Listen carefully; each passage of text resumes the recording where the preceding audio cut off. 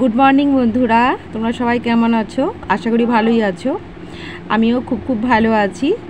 আজ হলো বৃহস্পতিবার আর এখন বাজে 6টা, ওই 40-45 এরকম হবে। তো আমি সকাল সকাল শাড়ি পরছি, তোমরা দেখতেই পাচ্ছ যে শাড়ি পরতে ব্যস্ত। আর পাশ থেকে দেখো আমার ছেলে উকি মারছে। তো এখন যাব স্কুল, আমি আমার ছেলে দুজনেই যাব স্কুল। তো আজকে আমি তোমাদের সাথে শেয়ার করব, এখন যেহেতু মর্নিং স্কুল হচ্ছে, তো সকালে যাওয়ার পর থেকে কখন আমি বাড়ি ফিরে আসি, তারপরে আমি বাড়িতে এসে কি কাজ করি, তো তোমাদের সাথে সেটাই আমি শেয়ার করব। তো তোমরা ভিডিওটা সম্পূর্ণ দেখতে থাকো। এখানে দেখো, আমি যখন শাড়িটা পরছিলাম আমার বর ব্যস্ত হয়ে পড়ছিল যে আমাকে ব্রাশ দাও। আমি প্রচণ্ড রেগেও গিয়েছিলাম যে আমি তো শাড়িটা পরছি, তুমি কি দেখতে পাচ্ছ না? আর প্রচণ্ড গরম ছিল বন্ধুরা, কি বলবো। উঠেছি ধরো 5টার সময় করে। তো নিচের ঘর ওপরের ঘর ঝাঁট দেয়া, মোছা, জল ধরা, তারপরে গা ধুলাম, নিজের জামা কাপড় যেগুলো ছিল সেগুলো কেচে মিলে দিলাম। তো প্রচণ্ড গরম লাগছিল। তো দেখো মোটামুটি আমি রেডি হয়েই গেছি। তো আমার ছেলে তাড়া দিচ্ছে যে চলো মা চলো। ও মাকে ছাড়া তো একদম যাবে না, যতক্ষণ মা থাকবে ও ততক্ষণ পাশে বসে থাকবে। আর এই যে দেখো আমি স্কুলে চলে এসেছি, এসে বসে আছি। তো প্রচণ্ড রোদ, তাই জন্য মুখটা একদম কালো হয়ে গেছে। আর মানে স্কুলের মধ্যে দেখো ভিডিও তো আর সেরকমভাবে তোমাদেরকে দেখাতে পারবো না। আর যদি সম্ভব হয় তোমাদের দেখানোর চেষ্টা করব। এখন আমি বাড়ি ফিরছি, এখন বাজে 10:30। তো ছাতাটা তো মাথায় দিতেই হবে, গরমকালে এটাই হচ্ছে সম্বল। শীতকালে যেমন কাঁথা, বর্ষাকালে ছাতা, একটা প্রবাদ বাক্য আছে, তাই না? এই যে দেখো বাড়ির পথে চলে এসেছি রাস্তা দিয়ে হেঁটে। প্রচণ্ড রোদ, কি বলবো দেখো। আর আমার ছাতাটা কেমন বলো তো কমেন্ট করে জানাবে। এটা হচ্ছে শিলিগুড়ির ছাতা, মানে শিলিগুড়ি থেকে আমার বর একজনকে বলেছিল, তো এনে দিয়েছিল। তো এসেই আমি চেয়ারে পাখাটা চালিয়ে বসে পড়েছি। এত রোদ, হেঁটে আসতে হয়, ধরো 5 মিনিটের রাস্তা, হেঁটেই আসি। আরও আমার সাথে 2-3 জন থাকে, সবাই মিলে গল্প করতে করতেই আসি। আর এই যে আমার ছেলে দেখো এসে কি যে জ্বালানো শুরু করেছে, কি আর বলবো। তারপরে একটু রেস্ট নিয়ে একটু জল টল খেয়ে বড় যাকে বললাম যে কি রান্না হবে, বললাম যে টকের ডাল হবে আর মাছ ভাজা, আলু ভাতে দেওয়া হবে আর শাক ভাজা। তো যেহেতু কালকে বড় ভাসুরের জন্মদিন ছিল, তো ভালো মন্দ খাওয়া হয়েছে, তাই জন্য বললো যে আজকে সাদামাটা হবে। তো আমি এখানে আম কাটতে বসে পড়েছি। তো এই গরমে টকের ডাল হলে আর কিছুই চাই না, তার সাথে একটু পেঁয়াজ দিয়ে আলু ভাতে, ব্যাস, তাহলে 1 থালা ভাত এমনিতেই চলে যাবে। তো একটা বড় আমটা কাটতে বসেছি। তো এত শরীরটা কষ্ট হচ্ছিল, কি বলবো। এসে আর শাড়ি পরিনি। তোমরা হয়তো বলতে পারবে যে শাড়ি পরনি কেন। তো ভাবলাম যে আমাকে তো আবার স্নান করতেই হবে 1-2 ঘন্টা পর, আর শাড়িটা পরে কি করব, তাই নাইটিটাই পরে নিই, গরমের জন্য নাইটিটাই পরে নিলাম। তো ওখানে আমটা মোটামুটি কাটা হয়ে গেছে। তো আমের ডাল এই আমের ডাল টক ডালটা আমার তো খুব ভালো লাগে, আমার ছেলেও খুব পছন্দ করে। ও দেখবে এমনি মাছ মাংস হলে অতটা ভাত খেতে পছন্দ করে না, কিন্তু এই টক ডাল দিয়ে মোটামুটি ভাতটা খেয়ে নেয়।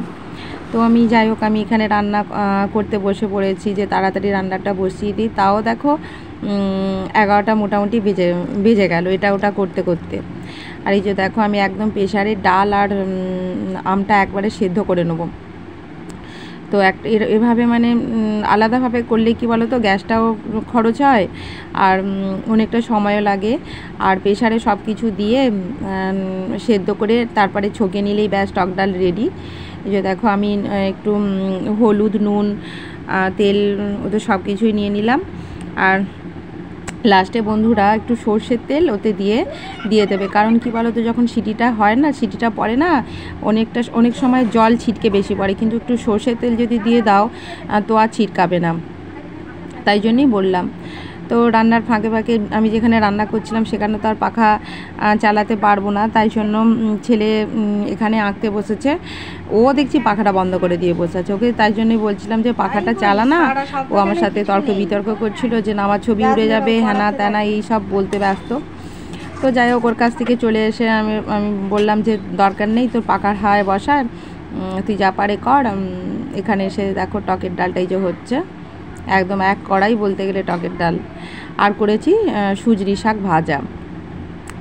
তো রান্না করার ফাঁকে কালকের পায়েস ভিজেছিল, তো স্কুলে হালকা পাতলা টিফিন করেছিলাম মুড়ি, তো ফ্রিজ থেকে একটু পায়েস বাটিতে ছিল, তো আমি সেটাই বসে বসে এখন খাচ্ছি।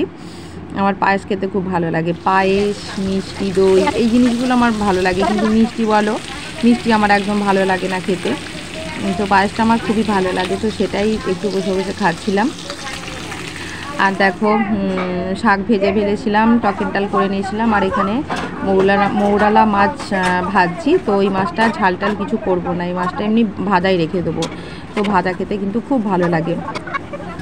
তো মোটামুটি রান্নাবান্না হয়ে গেল আমার, ভাতটা বড় যা বসিয়ে দিয়েছিল, তো আমি সব তরকারি আরে করে নিয়েছিলাম। আর দেখো এই পাশটা অন্ধকার, লাইটটা অতটা ছিল না, তাই জন্য অন্ধকার লাগছে। তো ওখানে আমি বেসিনে দাঁড়িয়ে দাঁড়িয়ে কড়াইটা মেজে নিচ্ছি, আর পেছন দিকে নিয়ে যাইনি, পেছন দিকে প্রচণ্ড রোদ, তাও বেসিনেই মোটামুটি হয়ে যায়, তাই জন্য ওইখানেই আমি কড়াইটা মেজে নিলাম।